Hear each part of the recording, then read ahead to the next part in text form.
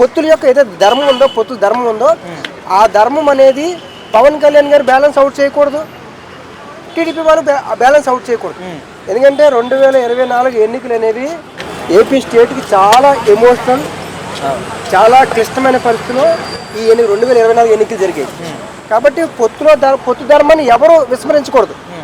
ఆ పొత్తు ధర్మం ఏంటనేది మనకు బయట చెప్పలేదు, కానీ ఎలక్షన్స్ ముందు కూడా మనం చెప్పాం, ఎలక్షన్ ఏదైతే పొత్తు ఉంటుందో అది పవర్ షేరింగ్ ఉంటుంది. కాబట్టి సీఎంగా చంద్రబాబు నాయుడు గారు ఉన్నారు, డిప్యూటీ సీఎంగా పవన్ కళ్యాణ్ ఉన్నారు. ఇంతవరకు ప్రశాంతంగానే ఉంది కదా. ఇది అనవసరంగా ఒకసారి లేపేసి అప్పుడే లోకేష్ గారు సీఎం అయిపోవాలి, ఒక పార్టీ అధ్యక్షులుగా వాళ్ళు కోరుకోవడం అనేది తప్పులేదు. లోకేష్ గారిని తెలుగుదేశం పార్టీ వాళ్ళు కోరుకోవడం ఎటువంటి తప్పు లేదు. కానీ ఇప్పుడే అవ్వాలి అంటే ఇప్పుడు ఆల్రెడీ ఏదైతే కేవలం తెలుగుదేశం పార్టీ వల్లనే ఇప్పుడు కూటమి అధికారంలో రాలేదు, పవన్ కళ్యాణ్ గారు కూడా ఉన్నారు. కాబట్టి సో అది అంత అంటే వన్ సైడ్ చేయాలనేది జరిగే పని కాదు.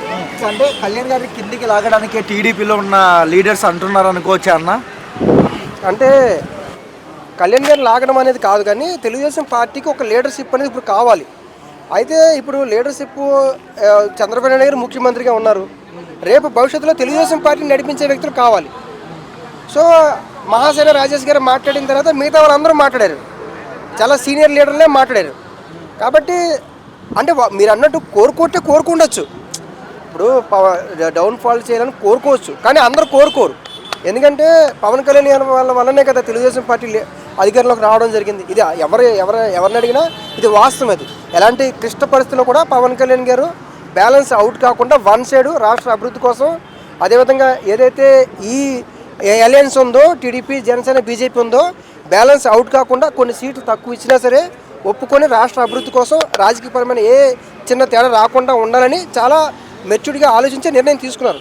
కాబట్టి దీన్ని బ్యాలెన్స్ అవుట్ చేయడం లేకపోతే ఇంకో వ్యక్తిని చేయడం అనేది రాజకీయ పరంగా అది ఇంకా వేరే కాంట్రవర్సీ అయిపోయే అవకాశం ఉంటుంది. అంటే అపోజిషన్ పార్టీకి చాలా పెద్ద అవకాశం ఇచ్చినట్టు అవుతుంది.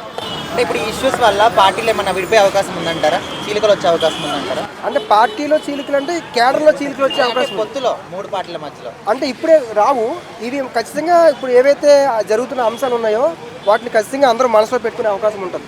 ఎందుకంటే ఇప్పుడు పవన్ కళ్యాణ్ మీద కొంచెం చేసిన వ్యాఖ్యలు, అదేవిధంగా లోకేష్ గారి మీద జనసేన పార్టీ వాళ్ళు చేసిన కొన్ని వ్యాఖ్యలు, ఇవన్నీ కూడా ఖచ్చితంగా రేపు వీళ్ళ యొక్క ఐక్యతని దెబ్బతీసే అవకాశాలు ఉంటాయి. ఖచ్చితంగా ఇప్పుడున్న బాండింగ్ అనేది కొంత గ్యాప్ ఇచ్చే అవకాశం ఉంటుంది. అది ఇప్పుడేం చెప్పలేము, కానీ దీని ఎఫెక్ట్ అనేది ముందుకు ఉండొచ్చు.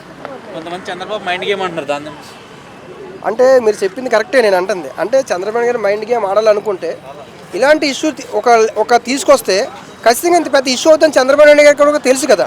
సో ఇలాంటి సమయంలో అది మనం ఇప్పుడు ఏదైతే అలయన్స్ ఉందో దాన్ని డివైడ్ అవుతుంది, గొడవలు అవుతాయి అనే విషయం ఆయనకు తెలుసు. కాబట్టి దాన్ని మైండ్ గేమ్ ఆడుతున్నారని నేను అనుకోను.